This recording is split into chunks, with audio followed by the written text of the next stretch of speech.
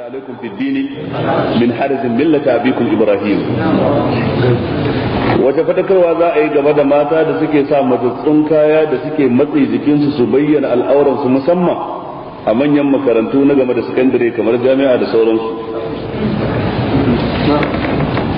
Fadakarwar da zan yi musu a takaice abin da ya tabbata cikin hadisi na manzo sallallahu alaihi wasallam yake cewa sayakunu fi akhir zaman nisa'un kasiyatun ariyat, a ƙarshen zamani za a samu waɗansu mata suna yawo ga tufafi a jikinsu amma a tsirara suke. Ibn Abdul Bar wajen fassara wannan hadisi yace tufafin nasu bai rufe al'aurarsu ba.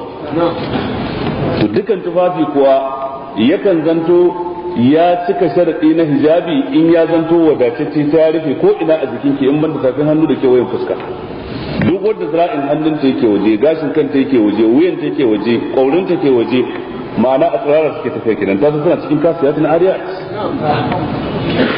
Ha kuma idan tufafi ya matse jiki ta yadda yana nuna dukkan wani wuri da ke da tudu a jikin ya mace tana cikin kasiyatin ariya. Ga ta tufafi amma tsirara suke dan ƙara miki kyau yake ya fito da ke ya sa a rinka kallon ki. Ha kuma idan tufafin ya zanto yadin da aka yi shi ba mai gaman mai saka bane, mai shara-shara ne, ta yadda ga yadin amma kana ganin abin da ke ciki, tana cikin kasiyatin ariya. Ha kuma idan mace ta sanya turare ko mai shafawa mai kanshi, wannan kayan an tsine mata har zuwa lokacin da za ta dawo gida. Haka manzo Allah bai ina cikin hadisi.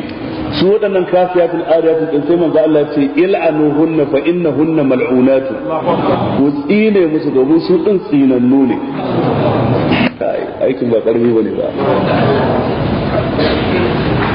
Sai kuma yace wallahi la yajidna rihal janna, yace wallahi ko kamshin aljanna ba za su ji ba. Wa inna rihaha la yujadu min masirati kaza wa kaza, tare da cewa kamshin aljanna ana jin shi tun daga